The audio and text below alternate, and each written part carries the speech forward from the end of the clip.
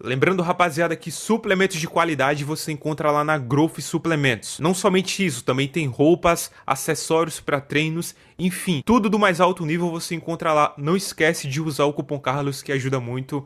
Muito obrigado. Fala, rapaziada, tranquilidade, Carlos, analista aqui. Mesmo que eu e uma grande parcela do público atual não tenha acompanhado os anos 90 do bodybuilding, graças à internet conseguimos pelo menos ter uma noção de muita coisa que aconteceu. Quem assistiu aquele vídeo meu falando sobre os 10 anos que mudaram a história do esporte, deve ter percebido que eu tenho um apreço enorme pelo old school. Não é somente porque os caras de quem eu sou mais fã são daquela época, mas porque também algumas competições que aconteceram no passado ainda estão vivas na minha mente. E sempre que o assunto bodybuilder dos anos 90/2000 versus dos anos atuais vem à tona, eu paro e me pergunto, será que eu consigo fazer uma análise imparcial desse tema, deixando o saudosismo de lado? Bom, eu tô falando sobre isso e vou me aprofundar ainda mais nesse assunto por um motivo que a maioria de vocês já devem saber. Mas para quem não tá sabendo, resumindo é o seguinte, a página Who's the Best Bodybuilder fez essa postagem aqui e o conteúdo dela se resume a basicamente num vídeo do Dorian Yates comentando sobre o melhor físico masculino do mundo, né? Se referindo obviamente ao campeão do Mr. Olympia da Open.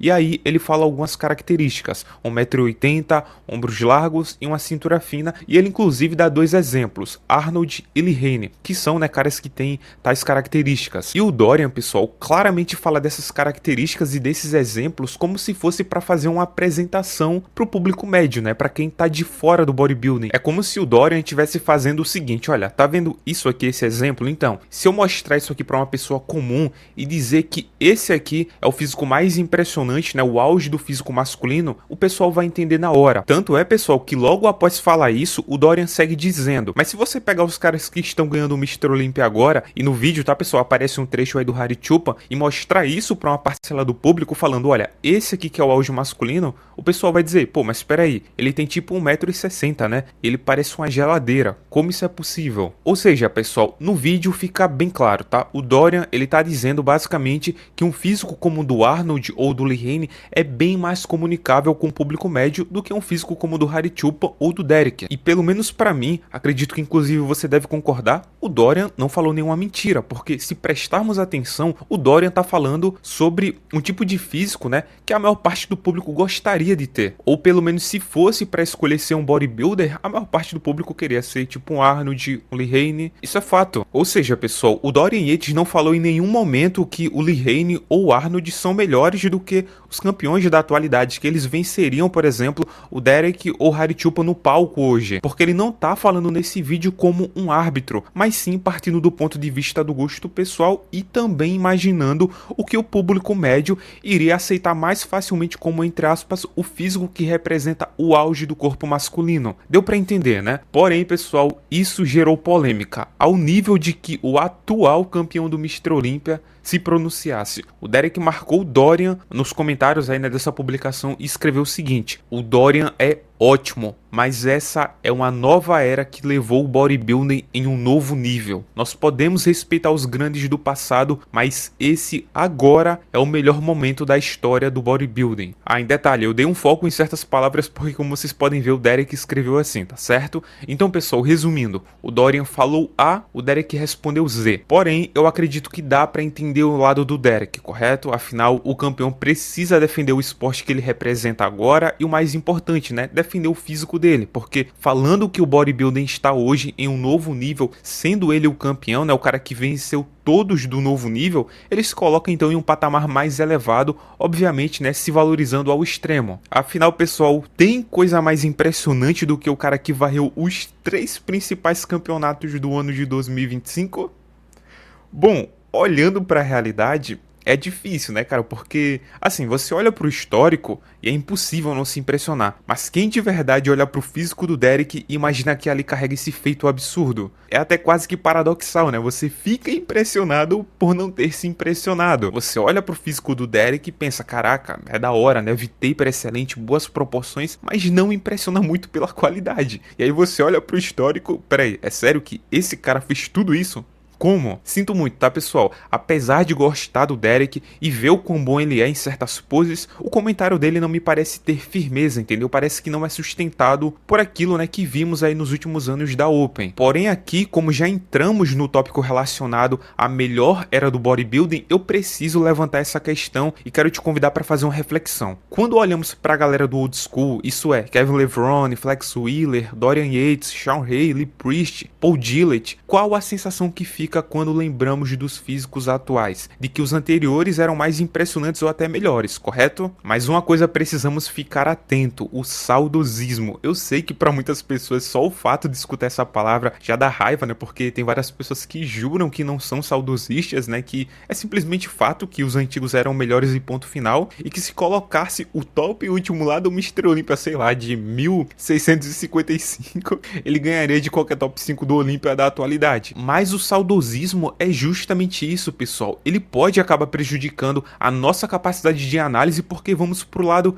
mais positivo do passado. A gente tende a buscar informações que sejam condizentes com esses sentimentos que são idealizados. E como a geração atual dos bodybuilders faz parte do nosso presente, nós conseguimos ter uma noção melhor dos problemas reais, entendeu? Justamente porque estamos vendo agora, né? Ou seja, tá tudo fresco na nossa mente. Eu vou te dar um exemplo do que eu tô falando, tá? Kevin Levrone, provavelmente aí top 3 dos meus favoritos de todos os tempos. E aí, a gente tende a lembrar dele como? Só do melhor jeito possível, ou seja, fazendo um mais musculoso por conta do preenchimento que ele tem, fazendo um peitoral de lado pelo arredondamento bizarro e o volume descomunal que ele tinha nos braços, peito, ombro, tríceps de lado, por incrível que pareça, é uma das poses do Kevin mais subestimadas de todos os tempos, cara, porque a estética que ele trazia nessa pose era simplesmente fenomenal, na pose do Arnold também que era espetacular, enfim, cara, por aí vai. Mas quantas postagens você já viu enaltecendo o duplo bíceps de frente do Kevin? É uma das poses mais importantes do bodybuilding e o Kevin, por incrível que pareça, fica bem mais ou menos em vários momentos,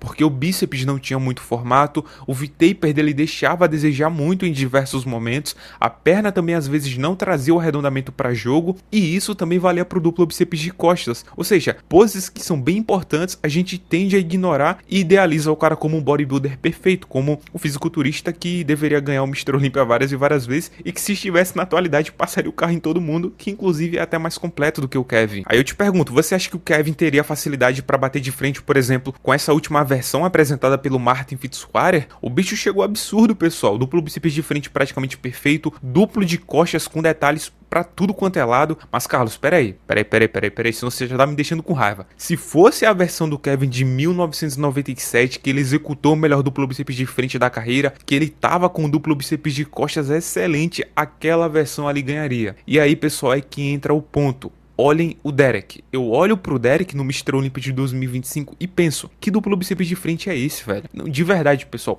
Mesmo ele tendo um V-taper absurdo, eu simplesmente não consigo gostar do visual. Mas adivinha, teve momentos que ele ficou um absurdo nessa pose. Nessa foto aqui, por exemplo, o cara tá... Mano, tá nojento aqui, tá surreal, tá? Olha a separação no abdômen do cara mesmo no vácuo, o nível de detalhes e preenchimento das pernas, e mesmo que o braço e a dorsal tenham esse formato meio engraçado, né, podemos falar assim, vai me negar que é impressionante? E sabe algo mais curioso? É o Derek no Mr. Olympia de 2021, quando ele era 212, né, tava pesando ali por volta de 96 quilos. Pra mim, até hoje, de verdade, um dos físicos mais impressionantes que pisou no palco do Mr. Olympia. Eu olho pro duplo bíceps de frente, pro duplo bíceps de costas, cara, até mesmo pras poses laterais, sabe, tipo o tríceps de lado, e não canso de me impressionar com a qualidade e a harmonia que ele colocou nesse dia. Só pra finalizar em relação a exemplos, olha o Samson Dauda também, dependendo da versão do Samson, não duvidem, tá? Ele poderia dar assim um dia difícil pra qualquer bodybuilder de qualquer era. Você não acredita? Olha, por exemplo, a versão dele no France Pro de 2024. É difícil pra mim listar aqui em qual posição ele ficaria, tá certo, em relação ao meu gosto pessoal, porque tem várias versões de vários bodybuilders que eu gosto bastante, mas cara, essa daqui, especificadamente nesse dia, é um dos meus físicos preferidos de todos os tempos. O volume bruto apresentado, a harmonia, o encaixe das poses, pela tranquilidade, claro, né, e a perfeição ali em cada movimento, e não somente isso, mas você viu os detalhes que ele conseguiu colocar no shape dele nesse dia, nas pernas, no abdômen, nas costas no geral, insano, tá? Me lembro, inclusive, de ter visto ele confrontando nesse dia, e eu pensei, cara, parece que ele tá batendo de frente com amadores ali. O que eu tô querendo dizer é o seguinte, pessoal, quando vamos falar de de comparativos entre o Old School versus New School, precisamos ter cuidado com o que vamos comparar e como vamos comparar, porque é relativamente fácil você juntar as piores ou as melhores fotos, né, de um atleta de uma época e criar uma narrativa favorável àquilo que você mais gosta. A própria página que iniciou tudo isso, a Rouge The Best Bodybuilding, postou essa foto aqui comparando o Kevin, o Dorian e o Narcy versus o top 3 do Mr. Olympia de 2025, e pelos comentários você percebe que o pessoal tá reclamando, né, que ele escolheu a pior foto dos caras antigos, quando na verdade, pessoal, existem vários fatores a se considerar. A qualidade das câmeras anteriores, que podiam sim, tá, ter valorizado certos atletas, o fundo preto que era muito usado também antigamente, tanto é que em um dos vídeos aí que mostra um comparativo entre o Dorian Yates versus o Derek Lunsford, o Chris Aceto, que lembrando, tá pessoal, ele viu os antigos ali de perto, ele comentou o seguinte, ó, que tal sobre essa vantagem do fundo preto? Ou seja, ele sabe que o fundo preto valoriza demais a silhueta e deixa, né, os atletas ali com aquele aspecto mais 3D, sabe, fica muito bonito. E existe, claro, também a preferência pessoal. Dorian Yates 1993 no Mr. Olympia ou Dorian Yates 1996 naquele Grand Prix lá da Alemanha. E aí, qual versão ele tava melhor? Em 1996 ele tava maior, mas eu acho que em 1993 ele tava melhor, porque ele tava mais harmonioso, mais completo. Eu acredito que pro frame dele aquele volume era simplesmente perfeito. Mas beleza, eu prefiro a versão de 1993, mas eu necessariamente acredito que aquela versão seria a vitoriosa caso tivesse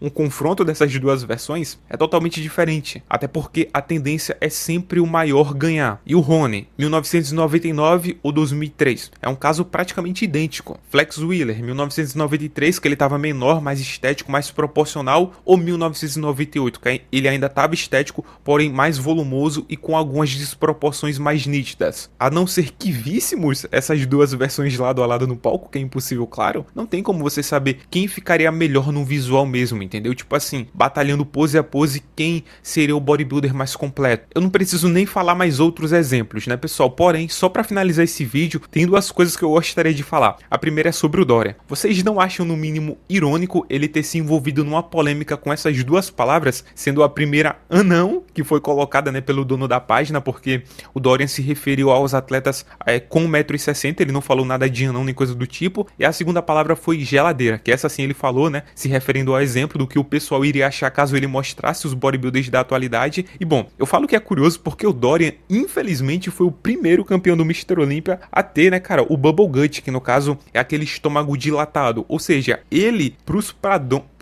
essa palavra aí não vai me complicar não, pros padrões da época, era o físico de geladeira. E eu falo isso com todo respeito ao Dorian, tá, porque em 1993 ele trouxe assim um físico impressionante, pra mim, é top 5 de todos os tempos. E pra completar aqui sobre o Dorian, pessoal, outra curiosidade é sobre a relação da altura dos atletas, né, porque pra muitas pessoas, o Dorian deveria ter perdido pro Shawn Ray em alguns anos, entendeu? E o Shawn Ray tinha o quê? 1,66 m, de outro 1,68 m no máximo, pra gente ver como são as coisas, né? Bom, pessoal, o segundo ponto é, você percebeu que em nenhum momento aqui nesse vídeo eu citei nem o Ronnie Coleman, nem o Phil Heath? E é por um motivo muito simples, pessoal. O Ronnie é o Usain e o Phil Heath é o Bolt. Pode surgir vários homens que vão ganhar medalhas de ouro, que vão conseguir impressionar o mundo com a velocidade, mas me diz aí, quantos Usain Bolts vão aparecer daqui pra frente, entendeu? É a natureza, né? Tem algumas pessoas que simplesmente são diferenciadas e não dá pra você colocar na mesma cesta do que todo mundo. Então tem alguns caras que eu acredito que seriam campeões em qualquer época, Ronnie Coleman e Phil Heath, e os outros, pessoal, de verdade, é muito difícil, entendeu? De você conseguir